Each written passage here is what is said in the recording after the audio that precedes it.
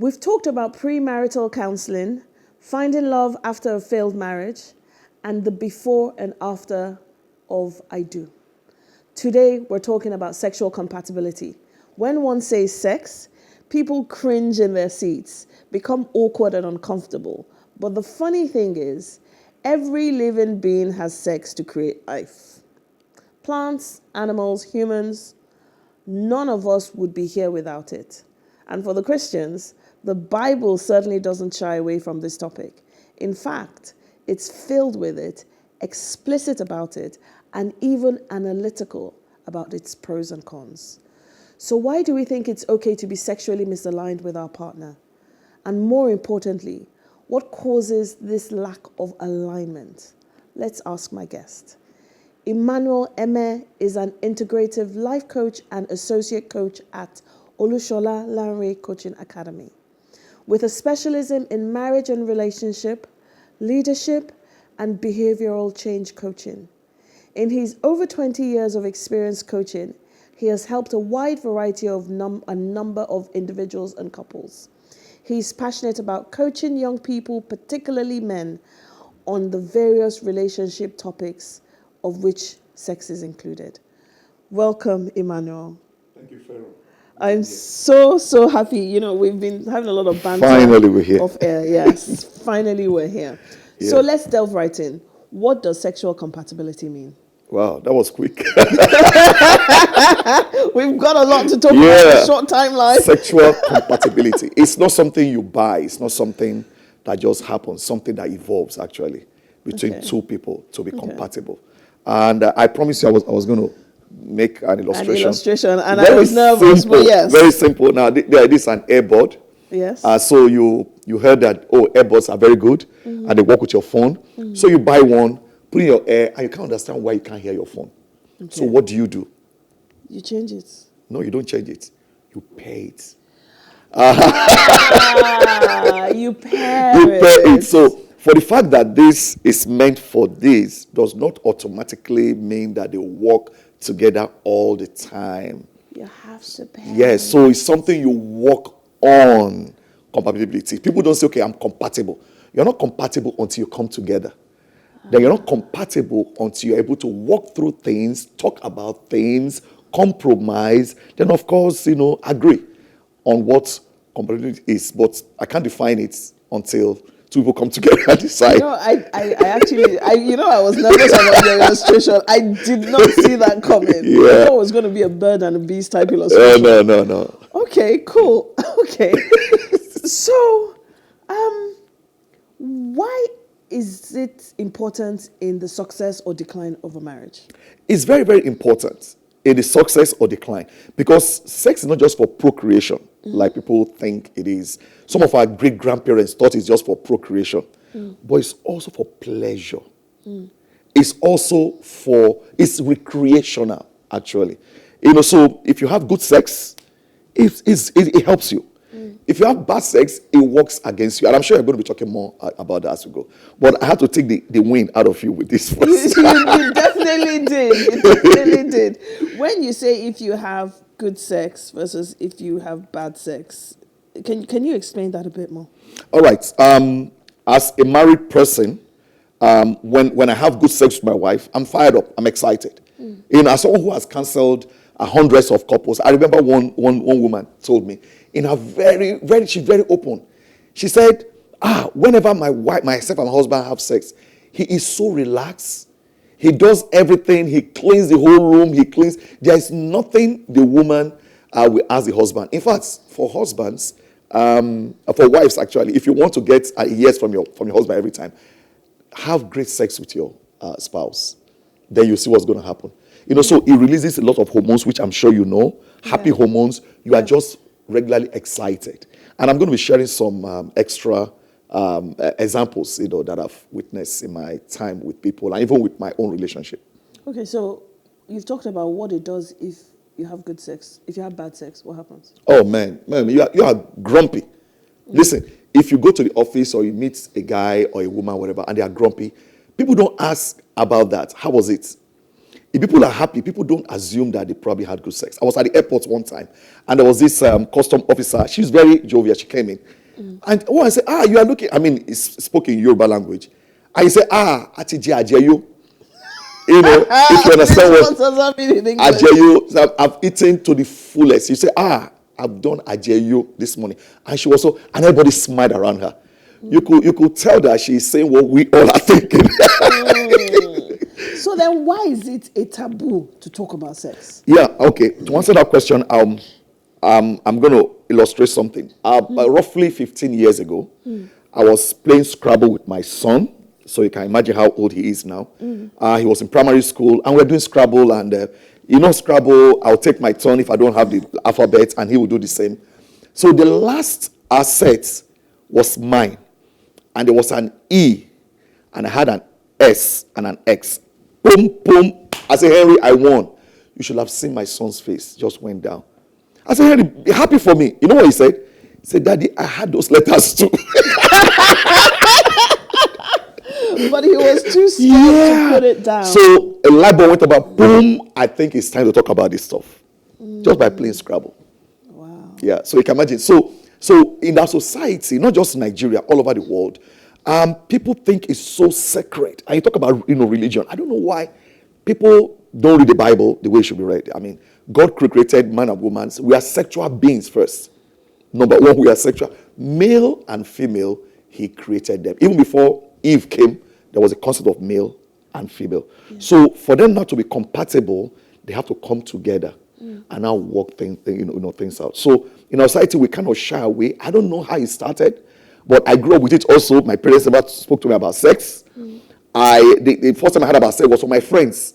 And we talk about it when our parents were not really. So how did that impact your sex life, not being able to talk about it openly from a young age? Yeah, ignorance. That's what. Ignorance. And ignorance is not bliss. A lot of stuff I grew up not knowing. And so because I didn't know, you now have to now determine what should be. And that's why a lot of people make a lot of mistakes. A lot of mistakes, really. So most young people go into pornography. They want to learn. Not now that pornography is very, very common. In my days, you don't buy those magazines everywhere. Yeah. They are sold wherever. So I remember a time, one of my friends brought a pornography magazine. And everybody crowded around. They were looking, how. So they wanted to find out, because as human beings, we are created to be curious. And this is actually part of our life. And that is why a man will leave his father and mother, and boom, there's this drive in us. We have to go and meet the opposite gender. Or rather, if you want to call it sex, opposite sex. So okay. So let me even go back to this, the concept of sexual incompatibility. You've talked about some of the reasons why it happens, but what do you think are the root causes why couples are not compatible sexually? All right. To answer that question, I'm going to show you my second illustration. Okay. You like illustrations. Okay. I'm a teacher, by the way. Okay. Someone has been using an old model Android phone, right? Mm-hmm. All right. So the person buys a new one. Okay. So let's say somebody had a girlfriend. He gets married or whatever. And all of a sudden you want to charge, and you try plugging it in, and you don't know there's a type C. You get what I mean? So ignorance is number one. People don't know. So people simply import what they thought they knew into a relationship, into stuff, and it doesn't fit. And when you force it, you will damage so many things. So that's actually where the problem starts from. Number one, there is no knowledge. Okay. And people say wisdom is knowledge applied. Halfway. Wisdom has to be learned by trial and error. Then you can now, distinguish what works for you and what doesn't work. What works for Mr. A will not work for Mr. B. And that's where the word compatibility comes. Okay. Compatible. Are we compatible? Okay. So number one, you must talk about it. When I counsel, people. Now I have a Christian worldview. So when I counsel, people, there's a point I come to. I say, now it's time to talk about sex. What do you know? People kind of cringe, whatever. So let's talk about sex. And in the past few years, I've had to counsel people who were starters, virgins. You know, and I love talking about it, you know. So really shattering all their. I've had people who went to honeymoon and nothing happened for months. I mean, months. You know, so because there's no knowledge about it, and knowledge in that area comes by communication. What do you think? What do you like? What has your experiences been? What are your fantasies? You know, you communicate. Then look, what are your values? Okay, I'm not going to say much, but somebody wanted blowjob from his spouse, get married, and he was like, I can't do that, it's dirty. And it was a major friction. Now we had to help them. Now had to talk about things like that.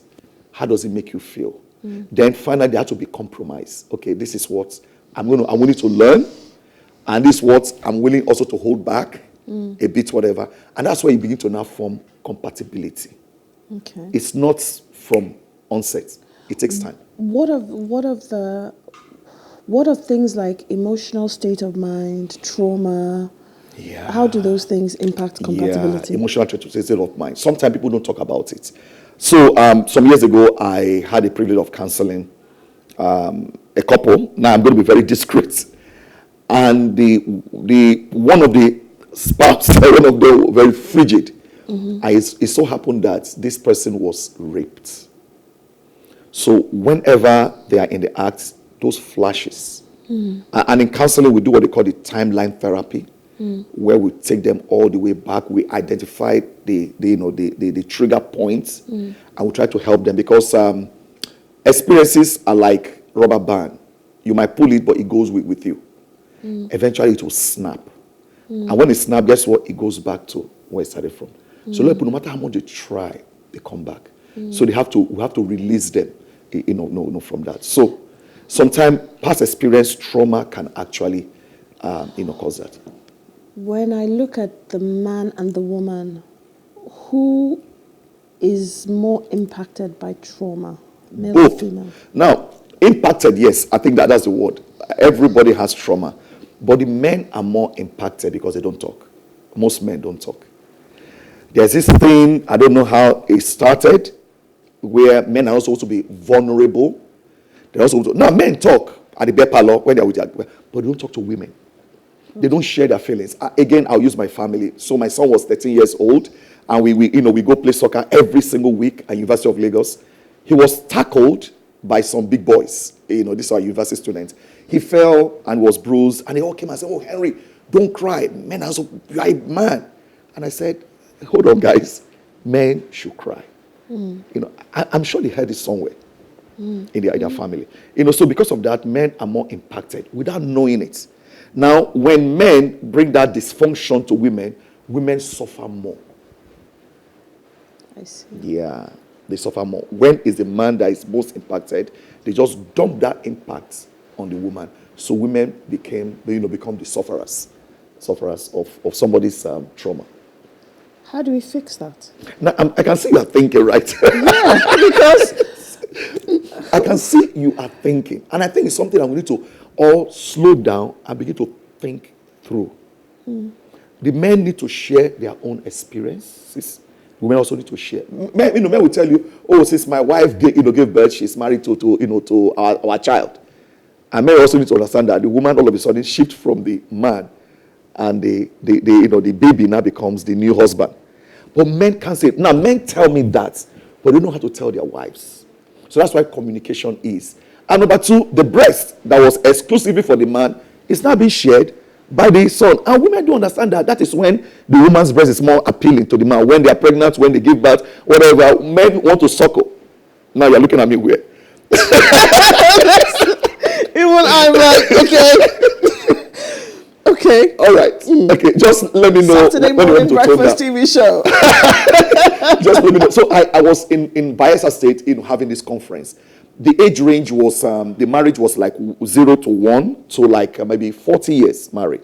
And the age was like 20s to like 60s. And I asked a question, how many of you here men don't suckle? And no hand went up. They were so embarrassed. We're like, and we look at, how many so you all do it, right? So why don't you talk to your wife that you like it? So communication, we need to be vulnerable. I had to get to the point where I was broken. You know. How so? Yeah, I was broken because I came from a background where you don't talk about things like this. Okay. Now I'm teaching it. You can imagine the very first time I attended, years ago, I attended a counseling session, big counseling session. Guess what the coach did? He came and gave us markers, said, everybody come out and draw the genital, the male and female genital. Everybody was going. And after that happened, guess what? Boom. Everybody was much more, relaxed. Wow. Just come and draw it. And some people were, and they name it. What will you call it? So we had names like Bongola, names like Abuja, names like, I'm sorry, this. I said, the same way you are reacting. No, it just releases this is normal. This is harmless. Okay, so it's harmless.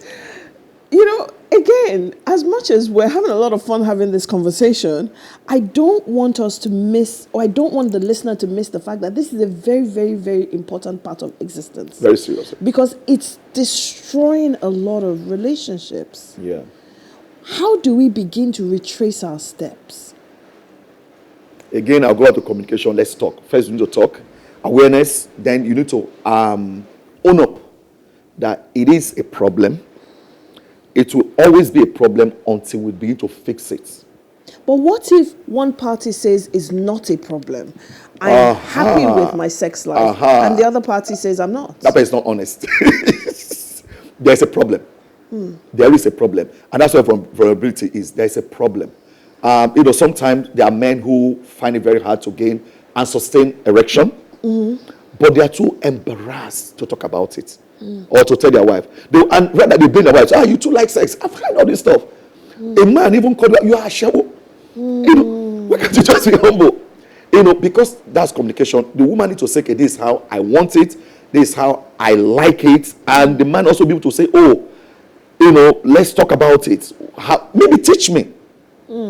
Teach me. Now, most men are missionaries, if you know what I mean. Now I'm trying to mass. Okay. Remember Saturday morning breakfast? Yeah, that's why I say missionaries. Yeah, they're missionaries. Okay. Yeah, if you don't know, you don't know. I'm sure some men will disagree with that, but let's not even... Okay, traditionally, most men are traditionalists, right? Okay. Yes, so they don't explore and they're not open to new ideas. They think new ideas is like, what, the men or the women? Let's talk about the men right now. A man will say, my wife has sports. My wife is sports. Which house did you come from? They sport you. No. True. No, it's like somebody who maybe you are used to just eating a kind of food. Maybe you've had a stomach upset once and you think all food, everything is bad. But it takes some risk. Just try out. And I've seen situations where now as a woman, she was a little bit more open to it. And guess what? So they came back to me about a few months later. You know what the woman said? Go and talk to him. He's a weak man. And I turn around right now. It's like, you know what I said? I told the man, I said, okay, you need to apologize to your wife. In fact, you need to shake her with two hands. Okay, so essentially, initially, the man she now turned around, was not interested. Yeah, and now the man was blaming the wife. Oh, she's too frigid, she's too whatever. When the woman eventually got it, he's not the one running away. Well, I said, okay, wherever. And the woman now came to me and said, okay, you need to tell him, you need to up his game. But isn't that still sexual incompatibility? Because before it was... They were just less than 1 year married. So you say they're just trying to find themselves out. So that's what I'm saying. It takes patience. It takes communicating. Don't just be upset, but find out until... You see, if you want to do this, you have to be intentional. Because it has to be the wrong way. But if you... Now there might be an automatic way.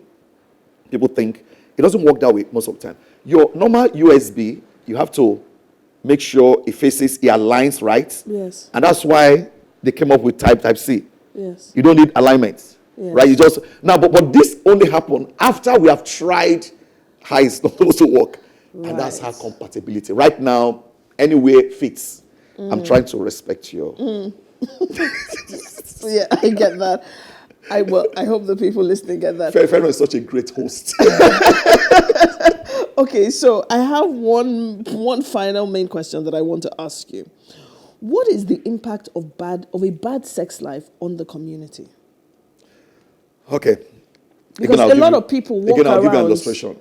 Like it's okay. I went to see my doctor some time ago. And he said, Emmanuel, if you don't eat every day, you will be okay, not too happy. If you don't drink water after a few days, whatever. So if you don't sleep enough, you're going to go mad. My doctor told me. You can imagine COVID era, we are walking around the clock. I was on the screen almost every time, teaching, speaking, and everything. So you can imagine someone who hasn't slept for days. Okay, so the same way, there's no outlets. When we sleep, we rejuvenate. We relax. That's actually when you grow. That's when your cells grow. Yes. Now, if somebody is not sexually active, if you're in a relationship not sexually active, if you're in a committed relationship, yeah, okay, that's commitment. That's the third C. We usually have three C's: the commitment, the communication, then compromise. Okay. So if you're in a committed relationship, you are committed, but you are not active, you're going to be grumpy. Now, men will not tell you. Women are much more expressive about that. You're going to be grumpy if you are not releasing those hormones that you should, that helps you be happy. Happy hormones, dopamine, endorphin, exactly. oxytocin. So you are depriving yourself, actually. Yeah, you are depriving yourself. It's like going to the gym. The more you go to the gym, the more you want to go back. There's something releases in you. Yeah. So the same way also. I have this friend, again, I'm going to tell you, he worked in Ilorin. This guy will call his wife in Lagos, say, okay, Oya Mabo, sing. It's an engineer over there. I said, why? He said, I can't stay home. I need to release. So you're depriving yourself, but then how does it impact the You community? become unhappy. You have a lot of unhappy people in the community. How? People who are unhappy, people are stressed, and they're going to take it on each other. They're going to snap. Yeah. Have you seen a man who snaps on traffic? Yeah. Ask him, how has it been? How's it going? We just snap because your body can't take so much, can't take that much. Okay. There's no release. So to close out, what's the one thing that you would tell listeners that they need to do to ensure they have a more fulfilling life as it relates to sexual compatibility? All right, listeners, I think I need to face the camera this time. Okay, yeah, I need to face the camera. So, listeners, couples, all of you guys out there, let's talk. Okay, let's be gracious. Let's be humble, especially with people like us, men. Okay, let us talk and let's also listen. Let's share where we are coming from, what your experiences have been, what the triggers are, and what those traumas have done, to you. And I'm sure people will listen. I'm going to interrupt you because you said men. You said let's talk. Women talk. So you need to be clear who you are. Women talk. So yeah, it's men and women. Well, I smiled because it's easier to get a woman to talk. Women are left-brained, so it's much more easier. And women are more considerate because I don't think people know it. We say men are right-brained, women are left-brained. Yes and no. Both human beings have right and left-brain. But a woman is the only animal in the whole world that is able to use both right and left at the same time. Okay. That's the difference. So on that note, I think I've had a really fun morning. I think this has been an awesome conversation, and I hope we've been able to, deliver impact, which for me is the ultimate objective. Thank you so much for watching. I hope we've been able to impact people because ultimately that's the objective. Fumi and Helen are going to very quickly round off the show, so please stay tuned for a few more minutes. Thank you.